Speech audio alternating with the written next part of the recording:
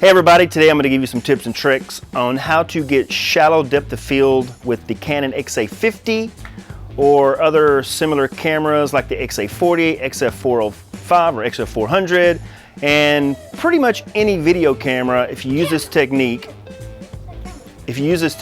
you can get shallow depth of field. I've been using this technique since I guess around 2008 when Sony came out with the Sony EX1 and they eventually evolved into the EX3. A lot of people use the DSLR cameras because they have interchangeable lenses and you can get the certain lens to get the certain depth of field that you want.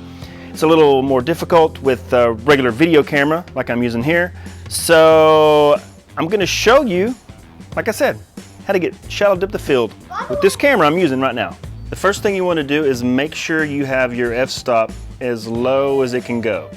Now with this camera, when you zoom in, the f-stop actually changes. Like if I have it zoomed out and I can adjust the f-stop to f3.7, if I zoom out even more, I can adjust it to f2.8. But to get really good shallow depth of field on this camera, the main thing you need to do is just back up from the subject. So let me give you an example. So right here it's set to f4.4. My subject is probably about 10 feet away, and you can see the background is nice and blurred. Now there is some distance from the subject to the fence in the house in the background, so that also helps. Now I'm right next to the tree or the bush or whatever it is, and you can see it is in focus, but also the background is not as blurred as it was when I was backed off from the subject.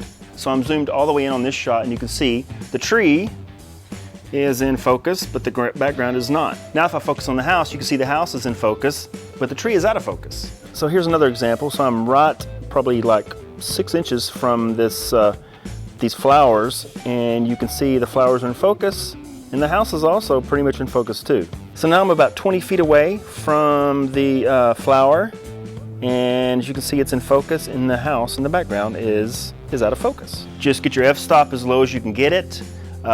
Back away from the subject and zoom in. So the farther you are away from the subject and you zoom in to the subject, the more the background is going to be blurry and you will have great depth of field with a regular video camera.